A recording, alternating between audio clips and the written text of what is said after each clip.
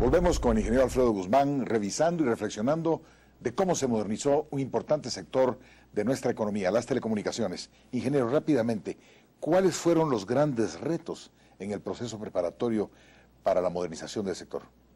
Pues mire, fueron varios, pero quizás de los más importantes, en junio del 96, cuando ya teníamos terminada la ley de telecomunicaciones, fuimos con el presidente a decir que teníamos ahora que entrar a ordenar las frecuencias, que las tenía bajo su control el ejército.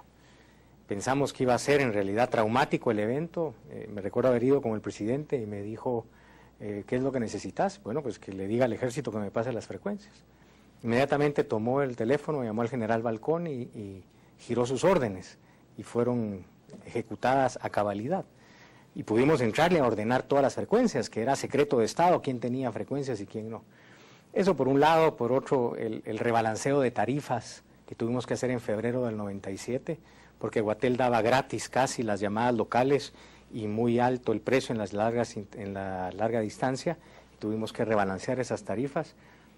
De ahí también en agosto del 97, cuando 6.500 trabajadores voluntariamente firmaron su renuncia de Guatel y firmaron su nuevo contrato de relación laboral con Telgua, que fue un paso fundamental en todo el proceso. Y obviamente pues el relanzamiento de la venta de Telgua en el 98, después de que el gobierno decidió rechazar la primera oferta recibida en subasta. Entonces esos creo que serían los 4 mayores retos. Ahora, eso nos lleva a... se dice fácil, pero eso involucraba definitivamente una gran habilidad de negociación, o sea, negociar con los sindicatos, negociar con el sindicato, que en aquella época era de los más poderosos, trabajar con los consumidores, con todos los usuarios, aunque eran pocos, relativamente pocos, 260.000 usuarios de líneas fijas, y decirles, mire, ahora lo que le costaba poco le va a costar un poco más y lo que le costaba mucho no le va a costar tanto. Es decir, ese era un paso también muy difícil y había que desarrollar toda una negociación. Y luego con el ejército, pues también se dice fácil, pero siendo que usted era muy joven en esa época, no sé, tendría 30 y pico años. ¿Cómo lograron eso? Es decir, usted y su equipo, porque era un equipo joven realmente el que lo estaba haciendo. Pues vea, principalmente porque tuvimos el respaldo total y absoluto del presidente de la República de principio a fin. En este tipo de reformas, en este tipo de cambios de política pública tan trascendental, uno puede hacer hasta donde el presidente le permita, o como a veces es en nuestro país, hasta donde el presidente aguanta la presión de los demás. Y en esto hay que reconocerle a Álvaro Arzú, que fue impecable en el apoyo que nos dio de principio a fin, y por eso tuvimos el apoyo del Congreso de la República y el apoyo de todo el gobierno. ¿Es cierto que hubo funcionarios que tambalearon y que...? Por supuesto, había funcionarios que llegaban a hablarle al alcalde, a decirle que no era por ahí el camino, perdón, ahora alcalde, antes presidente, y él se mantuvo firme porque estaba consciente de los grandes beneficios que eso traería para el país. Entonces es donde uno valora esto.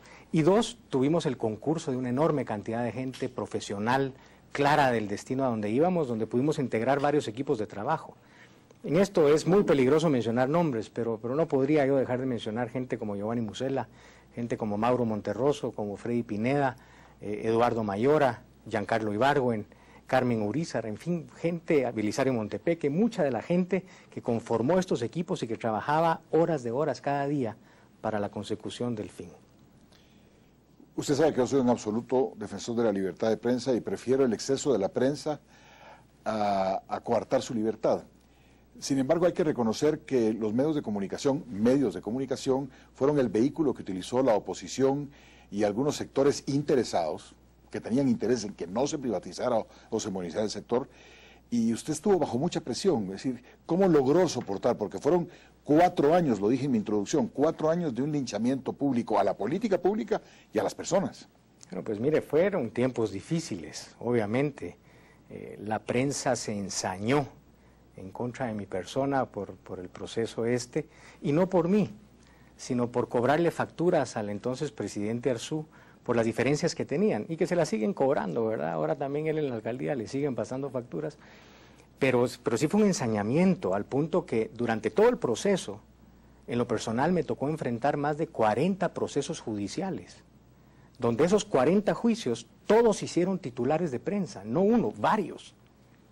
Y sin embargo, pasados los años, el 80% de estos 40 juicios fueron declarados notoriamente improcedentes, que significa en términos legales que eran una tontera, y los otros se ganaron.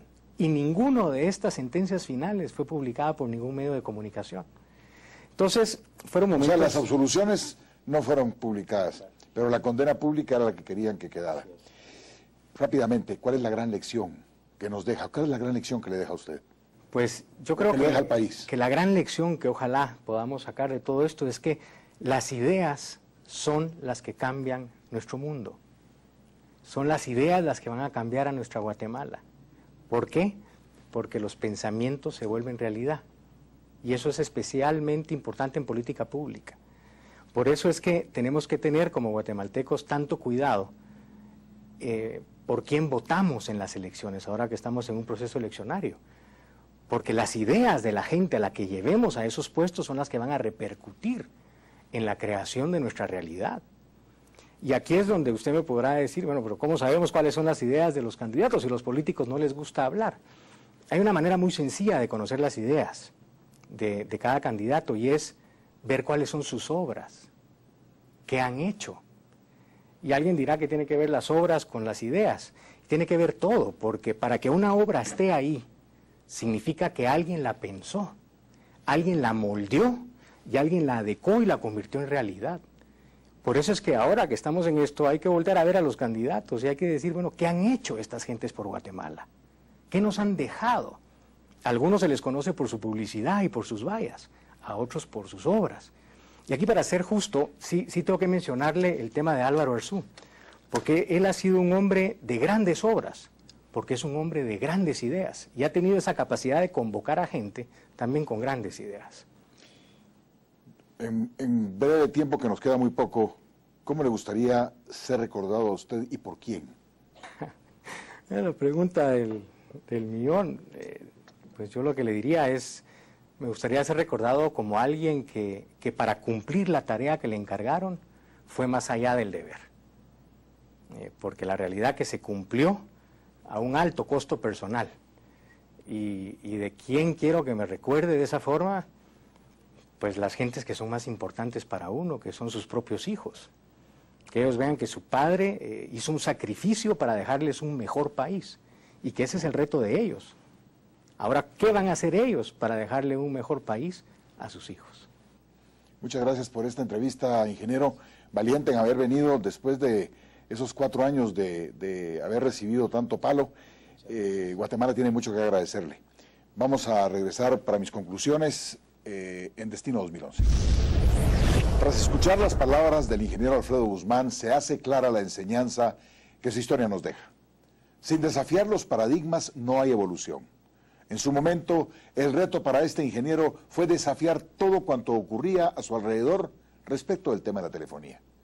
Llegado el momento, fue golpeado por muchos sectores que, aún sin comprender hacia dónde quería ir, atacaban las ideas de Guzmán. Es oportuno señalar algo para que los jóvenes comprendan. Guatemala era un país con poquísima comunicación, por no decir virtualmente incomunicada. Ahora, tener teléfonos e internet es casi parte del paisaje, porque hay ofertas buenas y de calidad para todos. Para llevar comunicaciones al país en el 96, era necesario invertir $1.500 millones para instalar 1 millón de líneas, y el análisis del Guatel de aquella época y sus capacidades era claro. Aún con el recurso, no había capacidad para instalar 1 millón de líneas en 3 años. Se habían tardado casi 20 años en instalar 250,000. El resto de la historia ya se conoce. El proceso fue criticado inmediatamente, pero subsistió gracias al apoyo del presidente de turno, Álvaro Arzú. Con el tiempo, la razón favorece a este proyecto. El cambio fue bueno, aunque las acusaciones hayan ido de lo sublime a lo ridículo. Hoy hay evidencias que el proceso fue el adecuado y el país salió beneficiado como pocas veces antes. En esta parte de mis conclusiones es válido como lección recordar la definición que algunos le dan a la locura. Locura, dicen, es hacer las mismas cosas de siempre y esperar resultados diferentes. Si la conducta no varía, los resultados no lo harán. Y la conducta no cambiará nunca si no hay una idea, una meta o un propósito por alcanzar, por arriesgada que ésta parezca. Es válida la crítica y el análisis de las acciones de los funcionarios y en general de la sociedad, Pero cuando los señalamientos no permiten que haya espacio para la racionalidad y niega de antemano la oportunidad del cambio, la sentencia al ostracismo y la mediocridad es inmediata. Muy buenas noches, los esperamos en Destino 2011 el próximo domingo. Muchas gracias, ingeniero Guzmán, por habernos acompañado. Muchísimas gracias. Buenas noches. Me gustaría ser recordado como alguien que para cumplir la tarea que le encargaron fue más allá del deber. Las ideas son las que cambian nuestro mundo. ¿Creen ustedes factible que Guatel pueda conseguir $1.500 millones